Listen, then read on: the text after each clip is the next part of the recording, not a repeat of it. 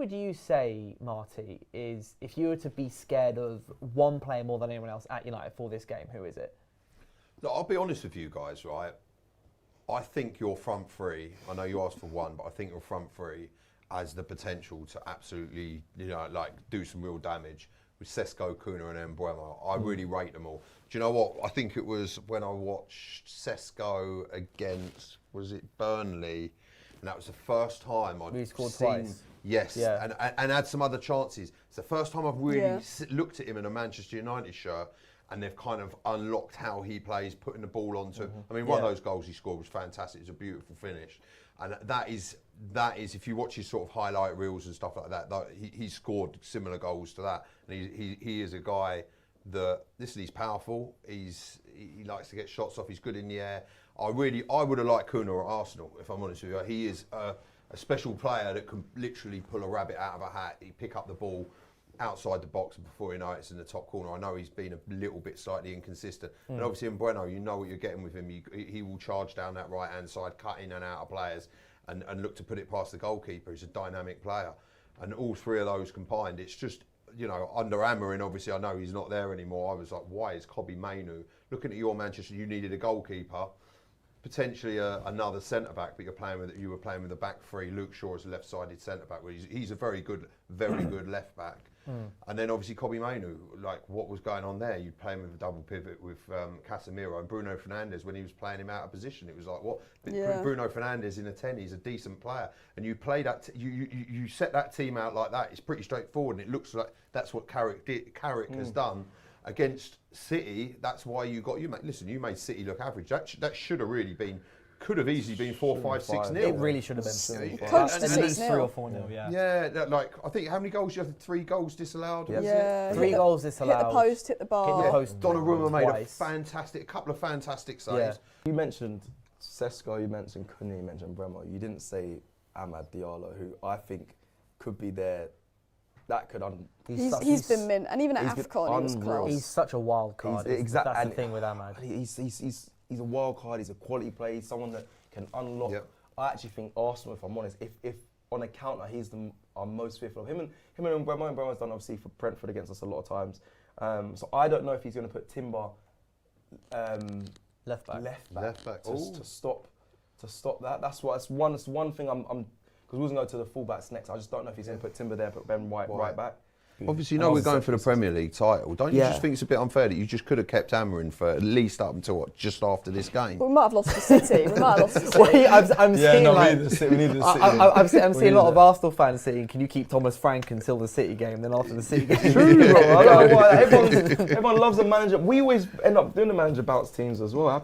We had a manager bounce about 3 years because even Eric Ten Hag's first games were 2-1 lost to Brighton and 4-0 lost against Brentford. This is the first manager bounce we've had in about 3.5 years. Yeah, I mean, it's crazy. Yeah, it'd be interesting. I said to you, obviously in our preview, Alice, I'll ask you this as well. Then, like, Carrick, if you just beaten City, if he smokes Arsenal, you saying, come on, I don't mind. You're going to Rio Ferdinand, put a sheet on the table and whatever he wants, sign it. That was Rio clip. I joke about it, but I have to wait to the end of the season. You have to review the season. What if you went and smoked Arsenal in the Emirates? 3-0, oh yeah. Because I'll tell you, if we put 8 past Arsenal, like we did when we beat you 8-2. I was saying 2 or 3-0, 8 is... If we go and put 8 past Arsenal again, 8. give him the contract. Give him the contract. Is that Old Trafford, though, I need wasn't an it? 8-2 at Emirates. Put 8 past them. Because do you know what could happen with Carrick? Tottenham will come in for him.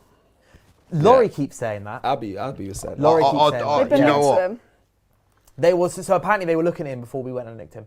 Yeah. He was like in their mind. Surprised. But he wouldn't have picked Tottenham over us. No, he wouldn't have picked Spurs over us. If you could get 12, 13 wins out of these next 16 games, that could even be third. That's and maybe for a couple of draws in. That's Premier League winning form. They're fifth right now. They were still in there. That's Premier League winning form. You've just depicted Premier League winning form. Yeah. Marty said. What did you say earlier? You said like if we win, was it you that said? Yeah, it's 13 games. If you win 12, 13 games, you said then we win 13 games and obviously it's done. It's done. The league's done. Maybe I am setting the bar a little high, but like I do think because I think top 4, I think that it would be would. Contender.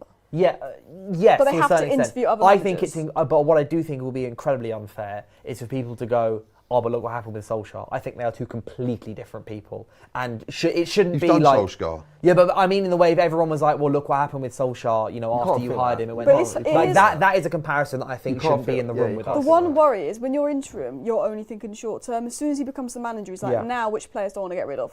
Carrick, right?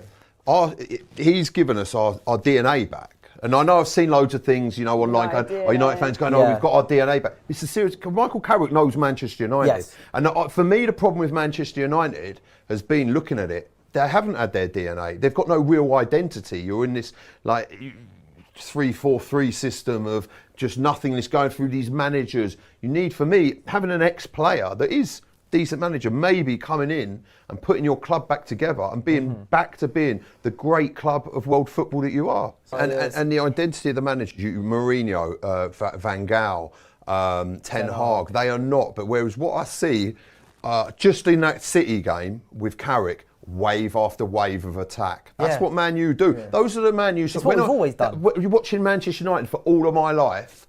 That's the Manchester United sides I've seen. There's little things you can change. It's the same with Arteta came in and changed little things that was there when he was there and what Wenger kind of instilled in him. Same with I've worked for Manchester United for many a times and they told me that they always had a youngster. You had the record for having a youngster on the bench. 87 years. There you go. Yeah. And Chris McCready told me that when I went and worked with him. I didn't even know it. I was like, wow. And he was like, yes, that's part of the United way. That's part of what we do. So there's loads of little things that you have to bring back the ethos, bring back the DNA, connect the fans back to them. Yep. I mean, I'm just reading off kind of what Arteta done for Arsenal, rebuild the academy to make sure it exists. It's real. Have an identity from the academy straight to the first team. So and I've gone on many Man United channels and explained your rebuild, I think, is bigger than you even think. I think it hasn't even properly started. I think that it's more than just the performances on the pitch. I think short term, obviously, you look at the performances because that's what gets the fans on side. But there's so much where we've got Glazers hiding behind Ineos. There's so many things that need to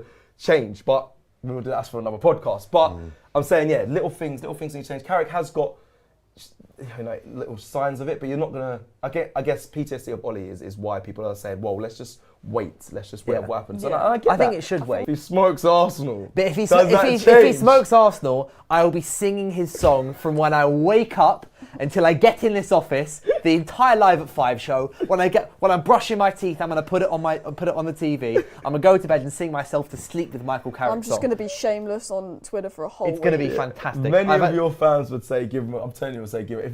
If he smokes, I'm saying smokes. Like I said, I think even if he beats us, but you've got to be in for Emirates. If he beats you, no one's done that this season. Exactly, no one's done it this season. Even just beats us. I'm just trying to big Michael Carrick. Back-to-back wins in 2 games. And then Amron took 14 months to do it. City and Arsenal.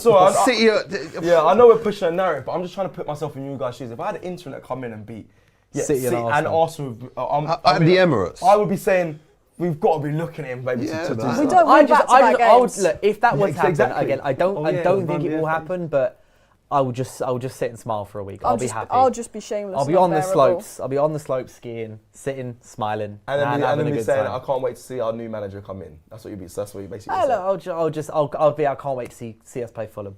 That's what I'll be saying. I'll just be unbearable for a week. And then if we get humbled versus Fulham, it's just going to come right back at me. I see Robbie saying he's not a world-class player.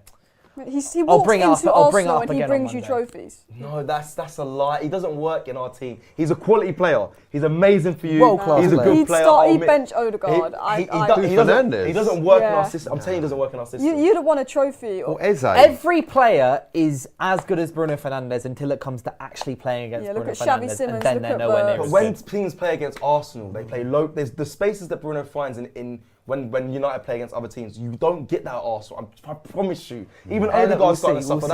We'll see. No, just so I can text you on Monday. I'm saying when teams play against us, they sit there. So what Bruno's able to do, teams don't play the way they play against Arsenal as the way they play against Man United. That's why he has the space, he can find things, he's sharp, he can score these big moment goals. Odegaard, we're trying to break down these low blocks, which I don't think Bruno would be able to do in an Arsenal team. For United, he has more space, he's a quality player, and I'll admit that. But I don't think he could do what he does for you guys in an Arsenal side. That's just my thoughts. Oh, fair enough. Maybe I'm just hearing that Arteta's too restrictive then. Anyway, cool. That might be. Bruno needs just freedom to do what he does, and if that's why Bruno looked so terrible under Amron.